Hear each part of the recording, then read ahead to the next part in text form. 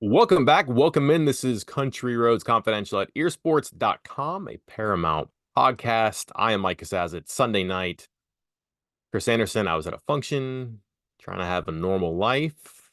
And I joked like I was there, and friends were like, "Oh, can't believe you came out of the cave." And I said, "You know what? Just I put my feet up and something is bound to happen." And we all joked. And I was like, "That's not a joke."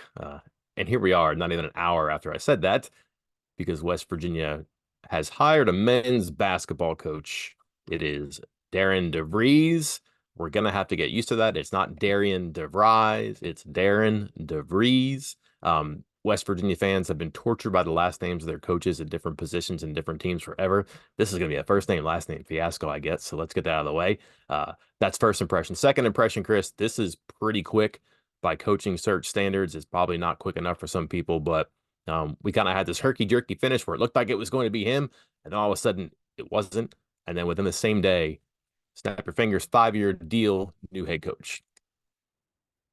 I wanted to ask you about the timing. You mentioned the timing that you were out. It also just happened to be at the same time that maybe the next target on the list was getting blown out by 20, 30 points in the NCAA tournament. Coincidence or gamesmanship? How much sanitizer solution do you think is needed to get rid of a handshake deal after a 40-point loss to an okay Duke team in the second round of the tournament? That's a good question.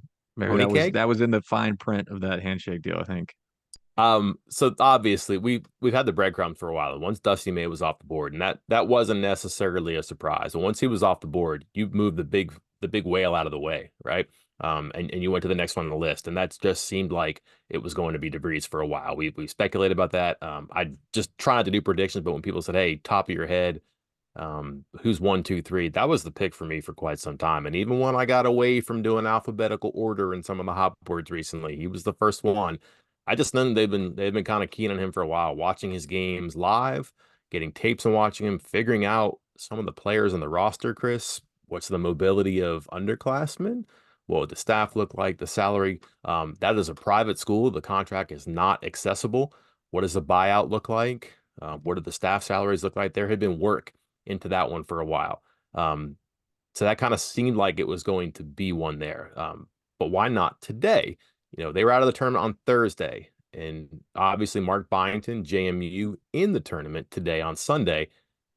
Why not announce it before Duke plays? Here's why. You can't announce it that you have your new coach, that it's Darren DeVries, 5 years, whatever $1 million, yada, yada, yada. We'll get those details soon. And then risk your second pick beating one of the great blue bloods in college basketball, then, now, and tomorrow, and then saying, wait a second, why didn't you just wait a little bit longer and get the guy that you've been attached to for some time? Um, there's a risk there because if you don't announce it and they win and you announce it tomorrow, well, you still have that JMU Sweet 16 cloud hanging over your head. But the point is that even then, the story is your story. It's also lost a little bit because, yeah, JMU and also the women's team is playing Caitlin Clark in Iowa. So there's a couple of different factors at play there. I don't think they want this being the news of the day tomorrow. Like, what if this came out at this time tomorrow and they're about to take on Iowa in Iowa City? That's not great. So when it's safely assumed that Mark Byington will not be in the Sweet 16, and you can get DeVries in the throne and say, "Can we do this?" You get it done, and it's out now. It's a sigh of relief for them because you don't have to worry about the Byington JMU thing in the Sweet 16. You have your guy. You can celebrate that. And again, this is pretty rapid for a coaching search. I think they can take a victory lap in that regard too, because of all the openings, they were, the first one. Then they were like maybe third or fourth largest school available.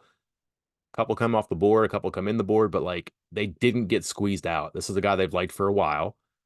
I'm not sure they got their guy, but they got the guy that they didn't have to wait on too much longer. They didn't have to give up on him to get somebody else because he wasn't playing the game and talking to other schools. So a tidy conclusion, probably at the first moment they felt like they could pull the trigger and execute that. But when you sit back and think about it, it all makes sense now. Because going back to when everybody was reporting the handshake deal for Byington, you repeated over and over again. Hey, he's a choice, not the choice. West Virginia would prefer three or four other guys in front of him. One of those guys being DeVries. And then you look at the timing here. You just mentioned a couple things, a couple factors. The Byington, JMU playing Sunday night, possibly going to the Sweet 16. West Virginia's women's team playing in Iowa City against number one Iowa. All that stuff. Like, and hey, maybe the hope was let's get this done, get this kind of agreed to, so to speak, and then we'll announce it Tuesday or Wednesday. Except what about the other pieces? Louisville was expecting to get Dusty May. Instead, he goes to Michigan. Now Louisville's looking for somebody. Oklahoma State's still looking for somebody. Maybe those other schools are now calling DeVries, being like, hey, notice you haven't got anything finalized with West Virginia yet. What do you say? And that might have helped expedite the timeline for West Virginia and DeVries to kind of get that done and out today rather than wait until, say, Tuesday, like I believe some people probably hoped they could. Yeah, we Um, said 2 to 3 days on Friday night. Today is the yeah. second day. Sunday night is the second day. So everything that we got from the insider, from the periphery, that's not that we were right. It's that West Virginia had a plan and a vision here. And I mean, I don't know how many deviations occurred, but it doesn't seem like very many. No, and this guy seems like was targeted very early. Again, he was one of your first ones on the board. He was one of the starters once you started splitting it up into starters, bench, and reserves and everything like that. And he just seems to fit. I mean, I know there's going to be really upset some people with the talk of the salary that was going to be used. I don't know how much of a factor that became with some of these other, maybe other options, but so far it seems like this was a good choice. It was one of their top choices, certainly. And then reported by Jeff Goodman immediately afterwards, not really to anybody's surprise, I don't think, but his son, conference player of the year, Tucker DeVries, also coming to Morgantown with his father to play at WVU. None of that is official yet. No, not in the portal. I just had somebody check on that for me. Not officially in the portal, but the expectation is that he will follow his father, which not a bad way to start off a roster overhaul, if I must say so myself. Yeah, he's played college basketball 3 years. He's been the NBC Freshman of the Year once and the Player of the Year twice. Pretty good. Got a year left. Obviously, finish with your dad is a great thing. They have some other players in that team that are good parts of what they do offensively and defensively that are underclassmen or have the option to transfer. They're guards mostly, some scorers, some facilitators, people who make that run. I think you wonder about their size. I mean, they could be good in the Big 12. Can they be? Are their skills? Is their success transferable? I don't know about that. It's maybe that's a challenge for them, and I'm sure they'd be invited because I think you're going to find out so much of the talking point after this is culture and fit.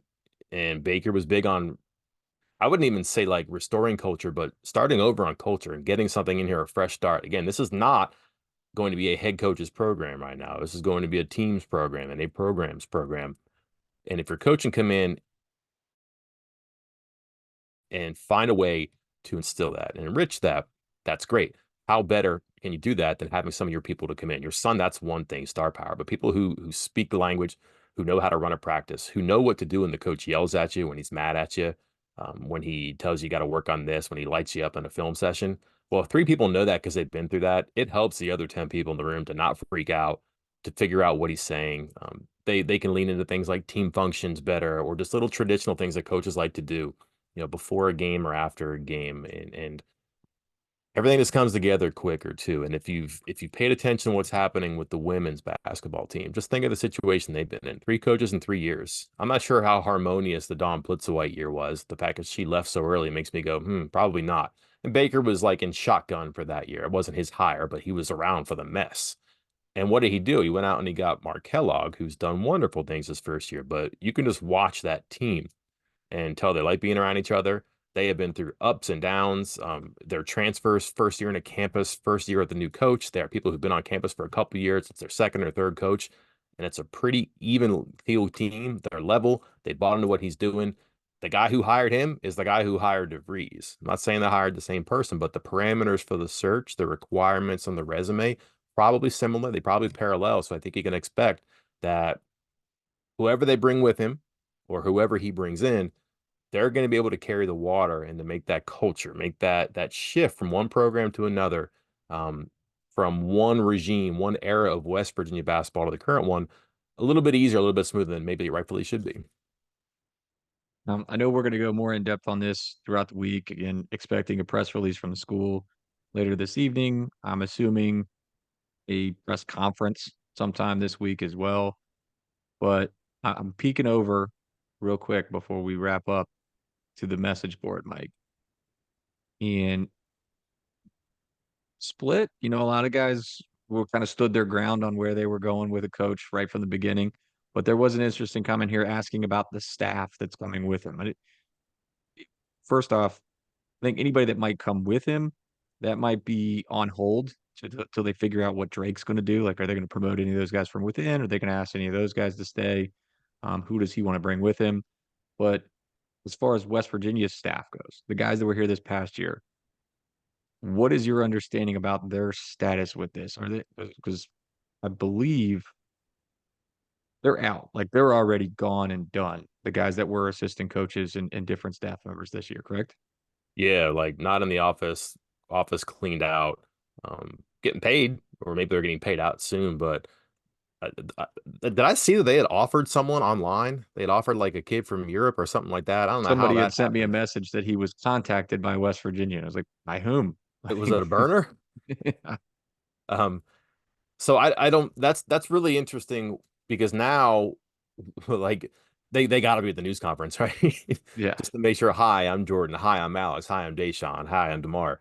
Um, I would think that again. I say this that you want your coach to come in and do his thing, but you really want to have you're going to have some holdovers here. I just don't think you're going to see all these people leave on the roster. Um, so similarly, people who can work with fans or the people on campus, the administrators, the donors, it would be nice to have somebody there. And if that's not Alex or Deshaun or Jordan, I don't know who it would be. Those have been popular players in separate eras for different reasons there too. But I think you could do worse than like Jordan McCabe as an assistant coach for does like skill development. Maybe he's your personnel and portal guy because he's so connected. Is Alex a guy that wants to do on-court stuff or off-court stuff? Does Deshaun, who was a video guy before, does he want to do that again? I'd be surprised, but I have no understanding of them being involved or anything here. I don't know that that was part of the conversations at all. I doubt very much that it was hoisted upon DeVries. I know that he has been with Marty Richter, his assistant coach, for quite some time. I'm trying to remember another guy's name that he's been with for a while, but I don't know that Richter would be a replacement there. That's something that's going to come out too, but you would think that there is going to be some number of people who will follow him from office to the bench here, but also there should be some sort of an encouragement to consider like, hey, this is a fit job. You have to fit, that's fine, but you can fit a lot better with the people by not wiping the entire slate clean here too. Consider at least one or two of the people who played here, who have coached here, been a part of the present, can help you be a part of the future. That would make things a little bit easier, I think, at the outset. Who that is, I have no idea. If that's the outcome, great. Would that be what he wants to do? We'll find out. Mike, I think we're gonna have to wrap it up here because we got to get ready for that press release, find out when this press conference is, and get started on some more stories to get involved. Yeah, there seems to be what is this excitement about the basketball team. Mike, I'm a little rusty on this. We're gonna have to figure this out again, but get back in the groove about what it's like to have positive stories and positive vibes around the program. And we're gonna have some stories up this week for sure, because I imagine there will be more news like Tucker DeVries following his father to the program, some guys leaving, portals open. And again, no one's left technically. Everybody's still on the roster that has eligibility, but stuff's going to happen. There's going to be movement, some guys out, some guys in. But no matter what, I think this is the first time in a long time there's been some positive vibes, at least on our message board, about the WVU hoops program. Yeah, and if people ask you, hey, should you be excited? Well, how about this? 6 years as a head coach, 6 20-win seasons, average 24 overall wins, 12 conference wins, three NCAA tournament appearances. One is an at-large, which is tough to do in the NBC. He's been to the final of that conference tournament 4 straight years. He's 2-2 with automatic bids the past 2 years. And for defensive purposes, his KenPom numbers have gone from the 160s to 41 last year and 67 this year, and that is impressive. But also, they became pretty offensive, especially with his son Tucker lighting things up in that conference. To have an offensive piece like that, but to continue to improve defensively, that's encouraging, and it shows that he had a vision. He saw it through, even though he had some incentive to become a little bit more offensively inclined. He did not lose sight of the defensive focus, which is obviously what Rem Baker wanted. Was Tucker sitting with his father at the press conference introduction? Well, just for support, of course. Okay, just Yeah. checking. Mhm. You know, Those guys. former Drake coach Nico Medved. I wonder if he'd be there.